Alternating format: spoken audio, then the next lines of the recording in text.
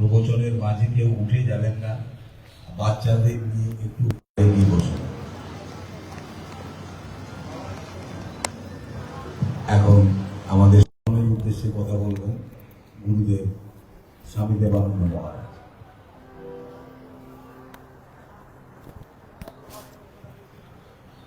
Hello hello,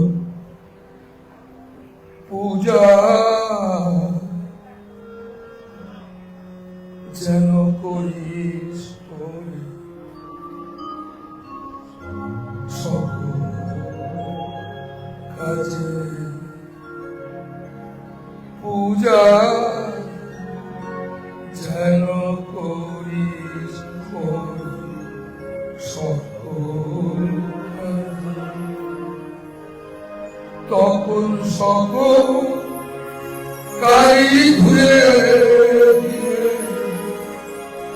সকল কাই ঘুরে দিয়ে পাইবি রে তুই চরণ ছুটে, পাইবি রে চরণ ছুটে, পূজা যেন করি সকল কাজে, তখন সকল কালি ঘুরে দিয়ে,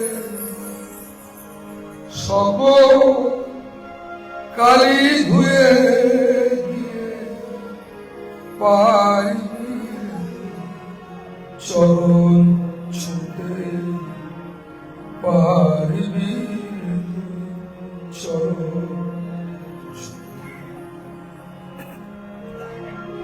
পূজার ঘরে আড়াল করে ধরিস না রে অধরা, পূজার ঘরে আড়াল করে ধরিস না রে অধরার, তোর চিত্ত বিনার সুরটারে, তোর চিত্ত বিনার সুরটারে বেঁধে নীলা নিত্য সুরে, বেঁধে নীলা নিত্য সুরে, পূজা যেন করিস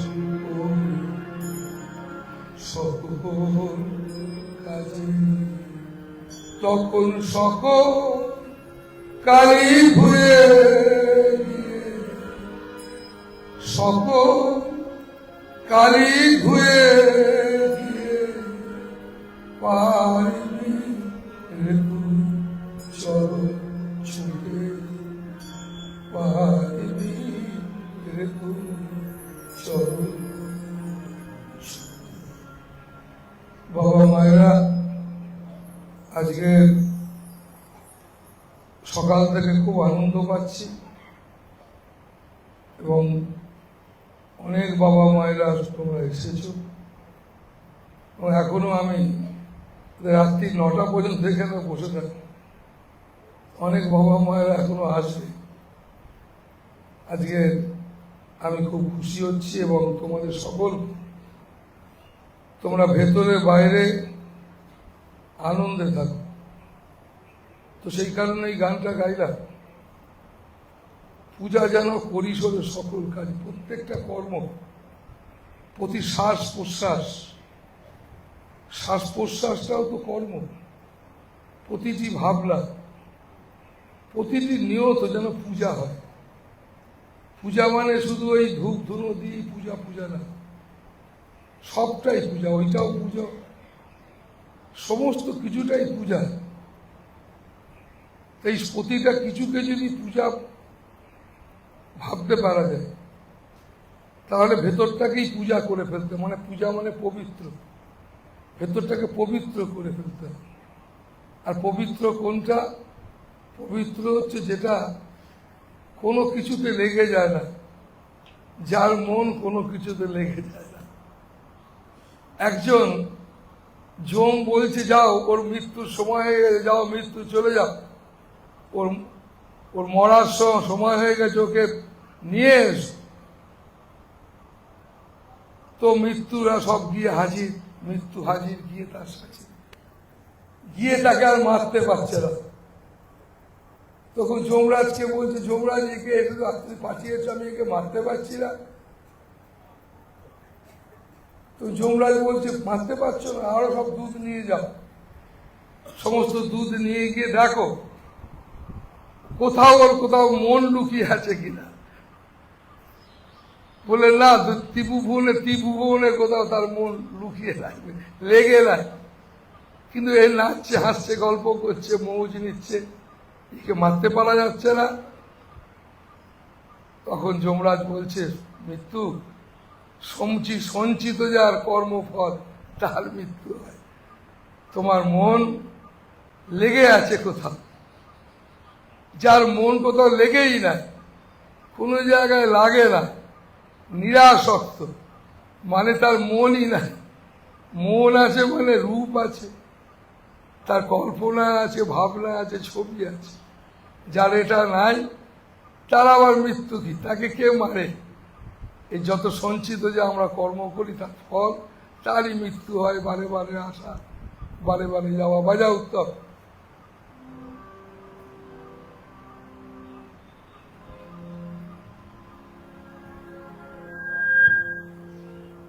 বারে বারে বারে আসা,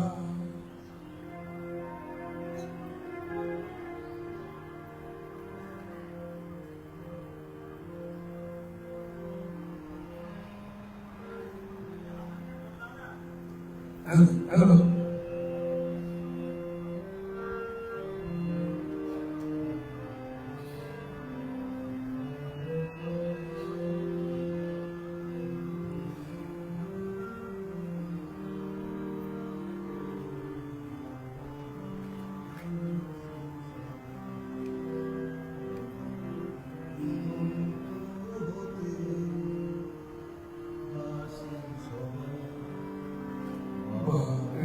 বারে এই ঘরাতে আসি সবাই, আসি সবাই। বল দিগন্ত হতে আসি সবাই, আসি সবাই। বারে এই ঘরাতে আসি সবাই, আসি সবাই।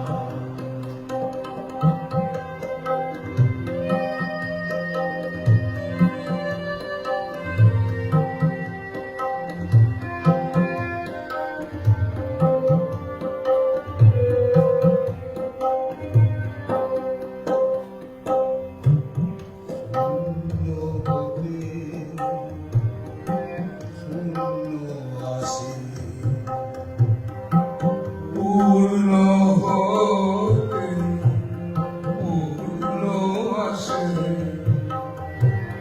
শূন্য হতে শূন্য আসে।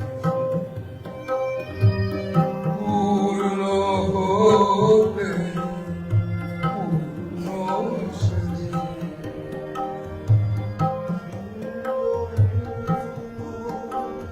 নেই কিছু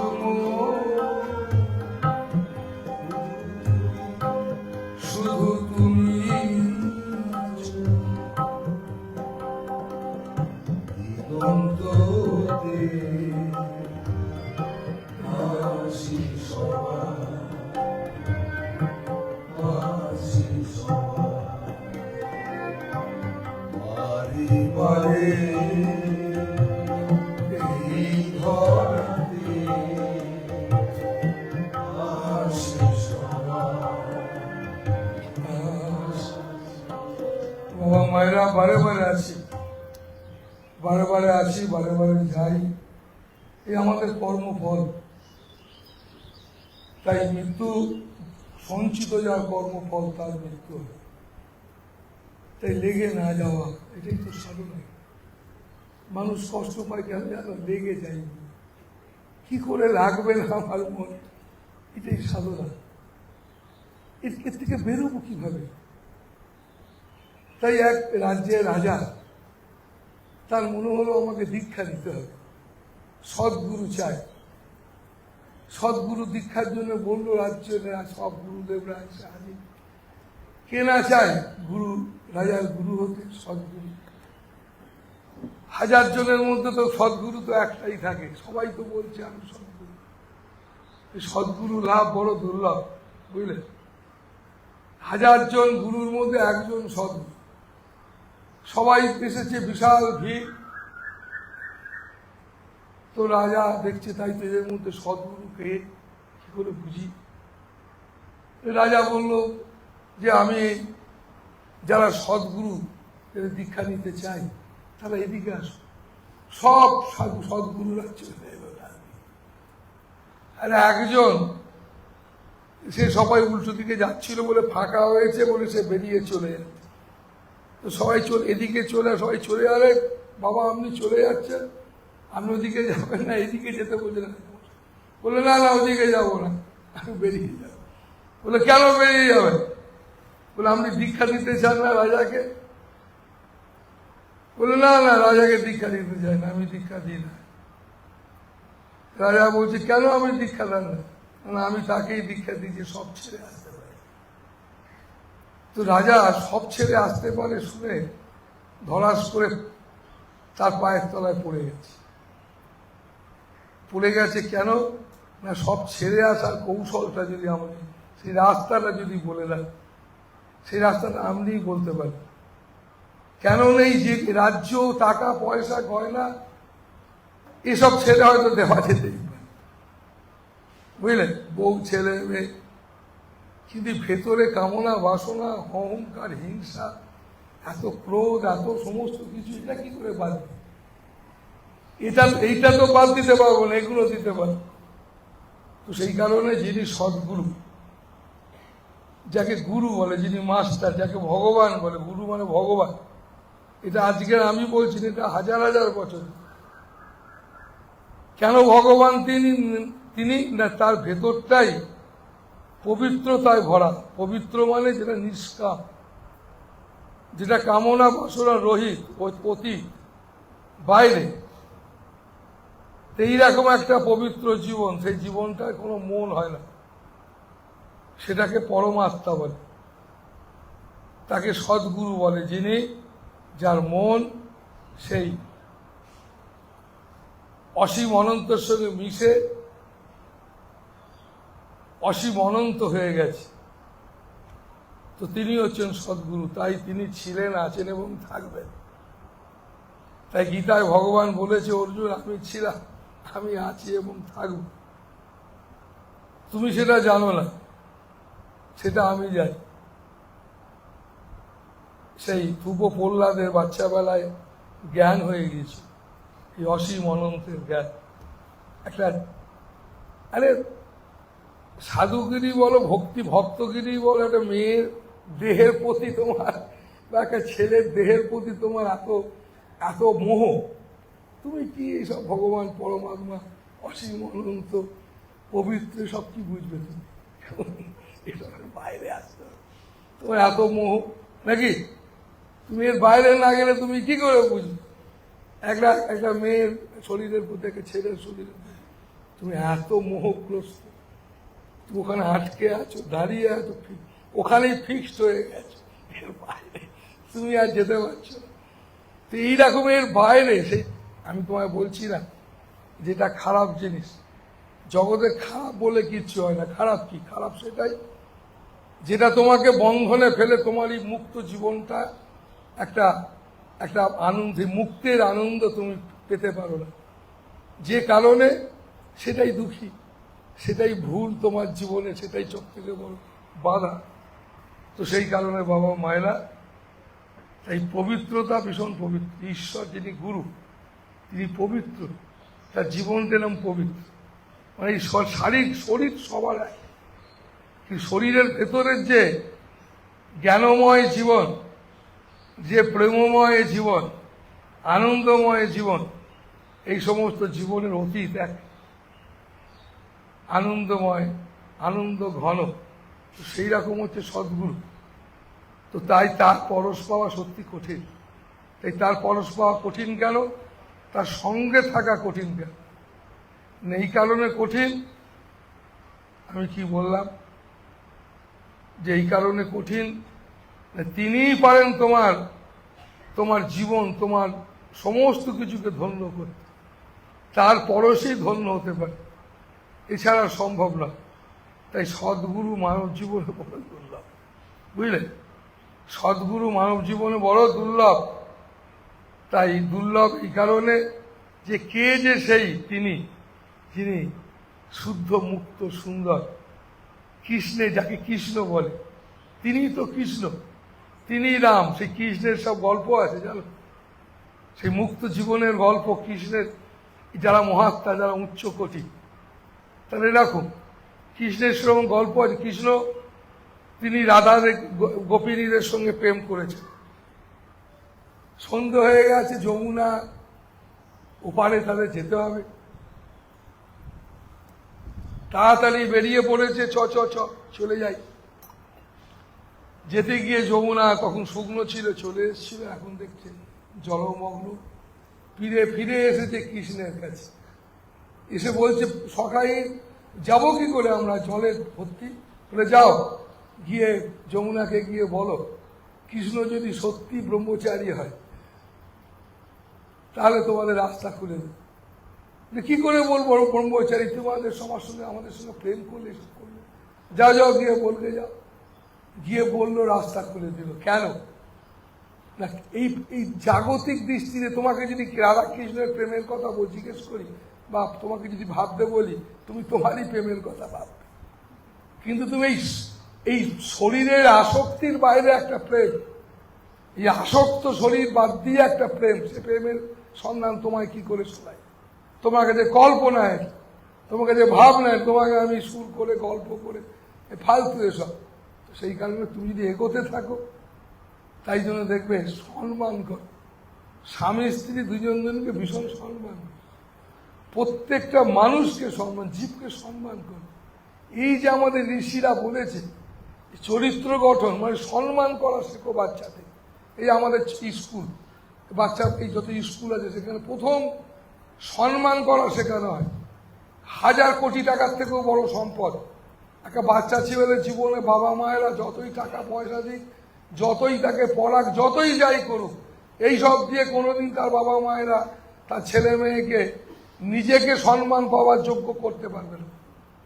তোমরা তোমার ছেলে মেয়েকে যে জ্ঞান গম্য দিচ্ছ, পড়াশোনা, টাকা পয়সা তোয়াজ করছো, কেমন এসব দিয়ে কোনোদিন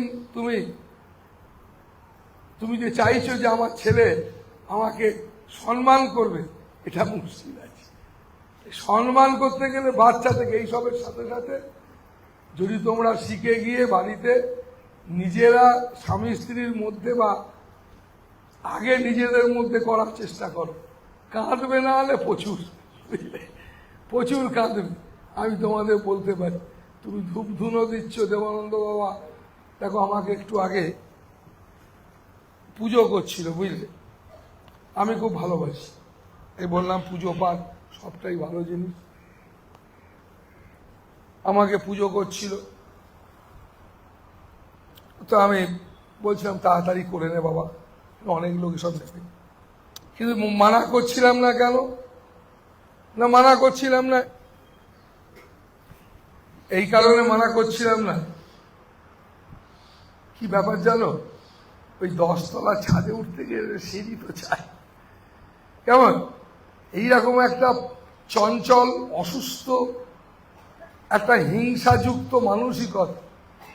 এই মানসিকতাকে যদি একটু একটু করে উন্নত করতে হয়, তো একটু একটু করেই তো তাকে উন্নত হতে হবে। তাই ফুলতলা, মালা গাঁথা, চন্দন ঘষা, গুরুকে দেওয়া ফল, এসব মিষ্টি চা যাই তুমি দাও না কেন সবটাই প্রয়োজন আছে। তোমার এই হিংসাযুক্ত মানসিকতাকে একটু একটু করে গুরুমুখী, ঈশ্বরমুখী করার জন্য, কেমন একটু একটু করে, যাতে করে এটা গুরুর থালা, তোমার মনে থাকবে না এটা গুরুর থালা, এটা গুরুদেব খায়। তার মানে কি, মানে গুরুর থালা আর অমুক থালাটা আলাদা না, কিন্তু তোমার ভেতরে একটা পবিত্রতা তো নাই, এটাকে একটু একটু করে ভেতরে জাগিয়ে তোলা, মানে অনেক কিছুর মধ্যে পবিত্রতাকে জাগিয়ে তোলা। তুমি তো সেই কারণে বাবা মায়েরা সাধনা তোমার প্রতিনিয়ত সাধনা করার জায়গায় আমরা বসে আছি। আমাদের সবাইকে আর জঙ্গল বনে যেতে হবে না, কেমন? তাই জন্যই তো জঙ্গল বন থেকে সাধুরা আসে কেন, আশ্রম করে বিভিন্ন প্রান্তে, আমিও করেছি। কেন? যাতে তুমি জঙ্গলে যেতে পারবে না, জঙ্গল যেন তোমার কাছে এসেছে, কেমন? তাই জঙ্গল থেকে সাধু মহাত্মারা তারা সেই রকম একটা অসীম অনন্তের আনন্দের পরশ তারা নিয়ে এসে তোমাদেরকে দিতে চায়। তাই পুকুর কাটে একজন, স্নান করে বহু মানুষ, বুঝলে? তাই খুব ভালো করে স্নান করো, আর সব সময় জানবে একটা জিনিসে কিন্তু তুমি আনন্দ, চির আনন্দ, এই ব্যাপারটা তোমার জীবনে ভরে তুলতে গেলে এখানে কিন্তু কোনো স্বার্থ চলে না। তার আগে পর্যন্ত তুমি যা করো না কেন স্বার্থ আছে, স্বার্থপরতা নিয়ে তুমি অনেক কিছু করতে পারো, কিন্তু আনন্দে থাকতে চাই। আমি নিজে জানো, আমি নিজে একজনকে, আমি তখন হরিদ্বারের কাছাকাছি এক স্টেশনে আমি এসেছি, আমি যাচ্ছি এক জায়গায় বহু বছর আগে। ঋষিকেশে গঙ্গার ধারে এক সাধু বাবা থাকতেন।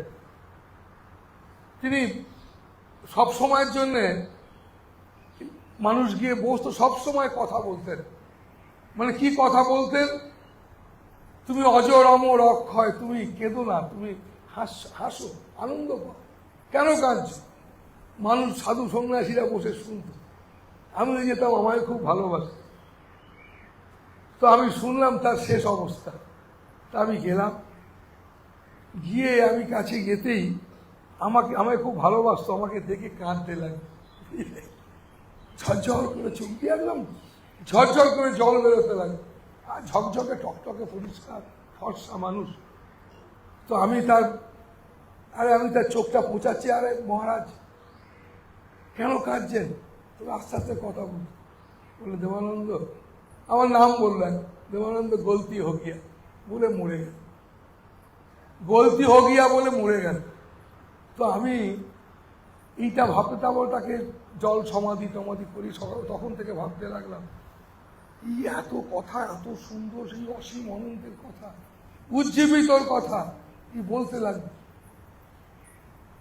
তো তাই আমি বললাম, না, প্রত্যেকটা মানুষকে এটা মাথায় রাখতে হবে, আমি যাই করি না কেন মৃত্যুর সময় শেষ নিঃশ্বাস যেন আমি হেসে, কি আনন্দ, কি শান্তি, এটা যেন বলে যেন যেতে পারি।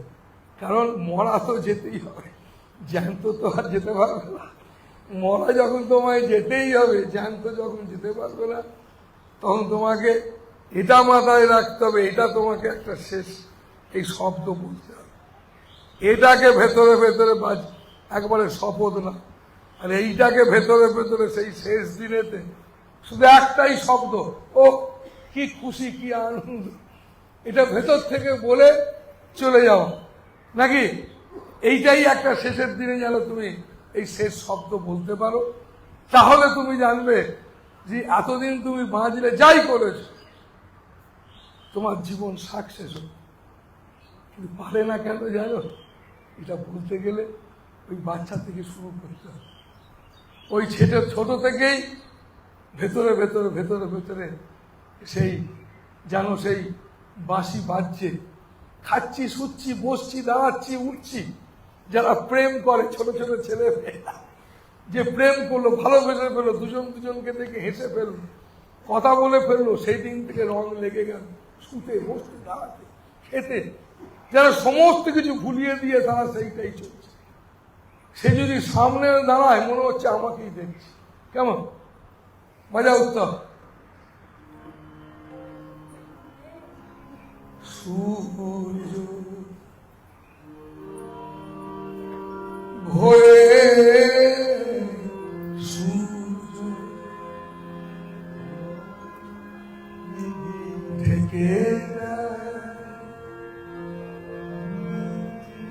আমি যে থাকি তোমার তবে সূর্য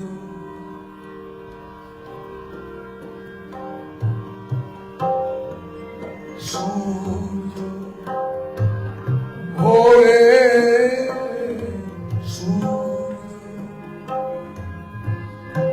তোমার মেঘে ঢেকে আমি যে থাকি তোমার সূর্য ভোরে সূর্য তোমার মেঘে ঢেকে আমি যে থাকি তোমার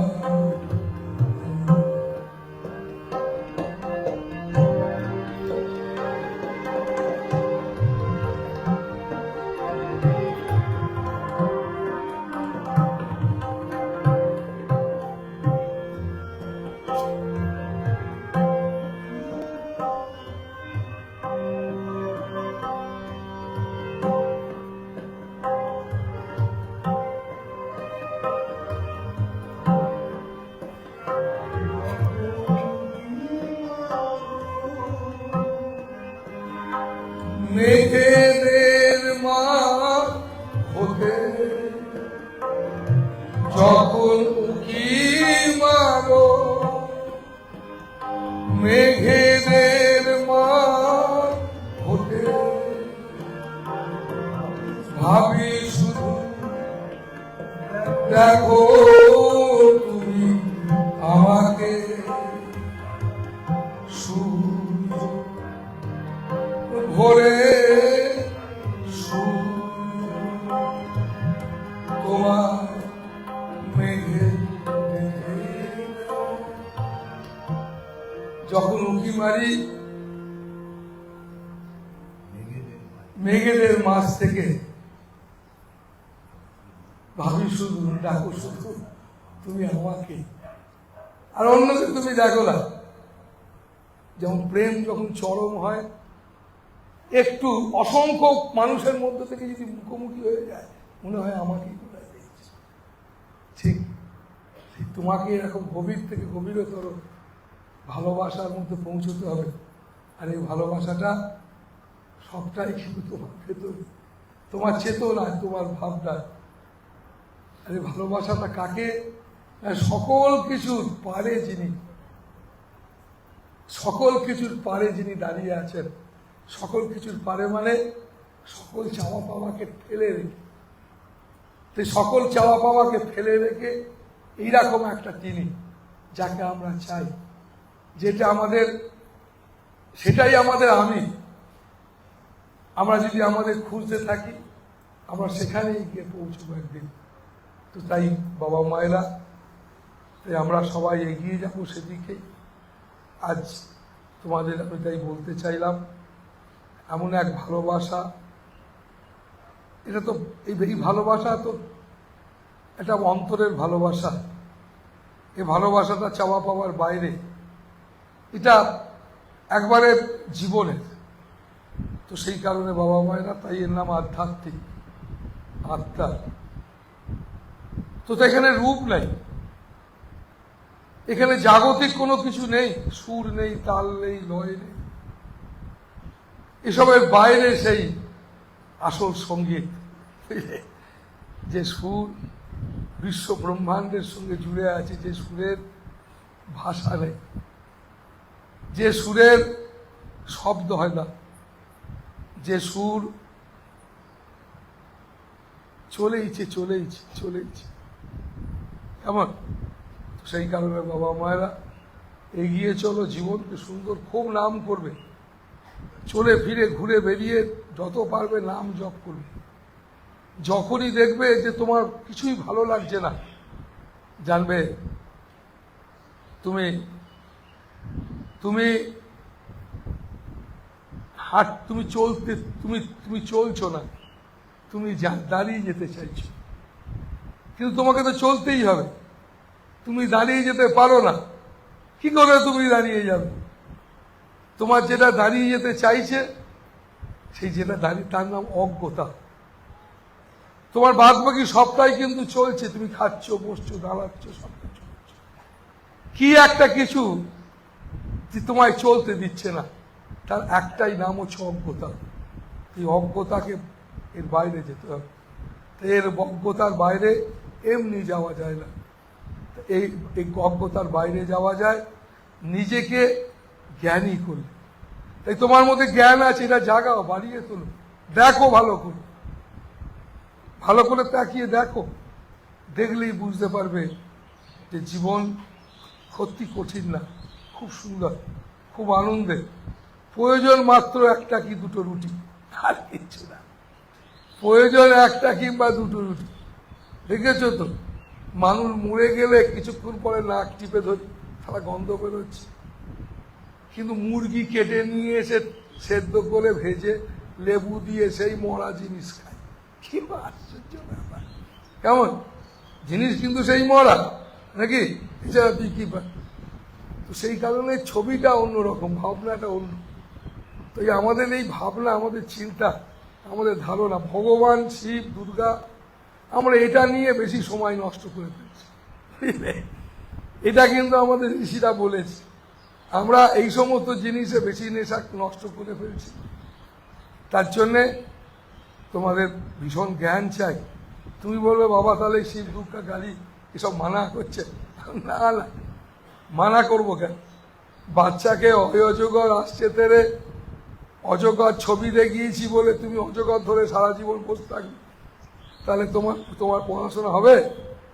সেই অজগর থেকে থেকে আরো অনেক কিছুতে যেতে হবে। তাই বাবা মায়েরা, তোমরা কিন্তু সেই অজগরটাকে চেপে ধরে বসে আছে, এইটাই সেটা।